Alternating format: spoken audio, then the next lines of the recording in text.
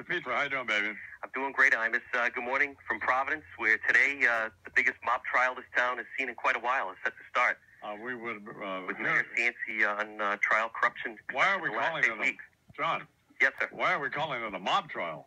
Well, it's a RICO case and corruption charges. Well, that's the government's clearly built-in bias against our guy, Mayor Cianci, because he happens to be Italian. So they're going to call it and you better than anybody should know that.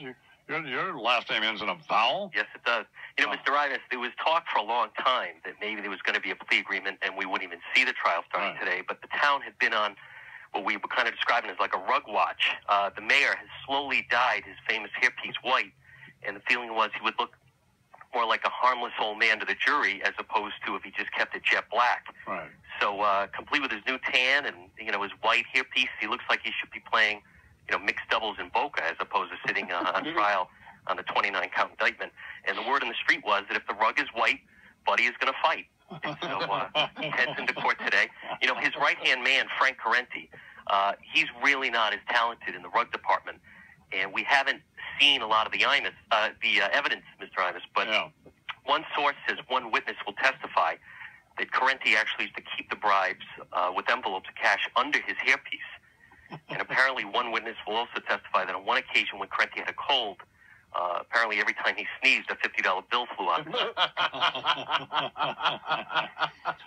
We've been waiting for a defense strategy, and there was word a few weeks ago that Mayor Cianci was seen wandering the Biltmore Hotel, which where he lives, one of the hotels in the city, in a bathrobe late at night. And many observers thought he was trying to pull a Vinny the Chin, which, Gigante used to wander the village. And there'd be tourists checking in the room, and then the mayor of Providence would come by in his bathrobe. But apparently the speculation was for naught. It was just he was trying to find some ice for a nightcap late at night. What's this we hear on a serious note, John, about them having something with the mayor on tape that may be incriminating? In a stunning development, the government plans to introduce 2 undercover audio tapes of Mayor Cianci, where apparently he's trying to influence a guy by the name of Stephen Antonsen and his statements to the FBI and the federal grand jury. I mean, those of us that are being optimistic see it as probably nothing more than a misunderstanding, and perhaps he was trying to act as a mentor to Mr. Antonsen in his dealings with the FBI. That would be the way I would be looking at it, of course. And the grand jury. But we're trying to look on the bright side. But it should be an entertaining trial. Some of the people that they expect to come forward are some of the tow truck operators. Lots of Joe, Nick, and Tonys.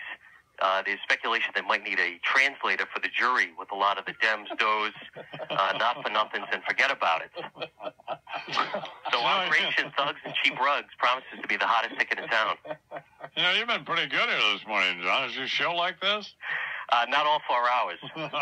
Well, this was enough for us. It's terrific. Thank you very much. All right, we're going to be broadcasting live right outside federal court today. Oh, that'll be great. Opening arguments. John DePetro, who is the midday host on WHJJ there in Providence, Rhode Island. Oh, terrific.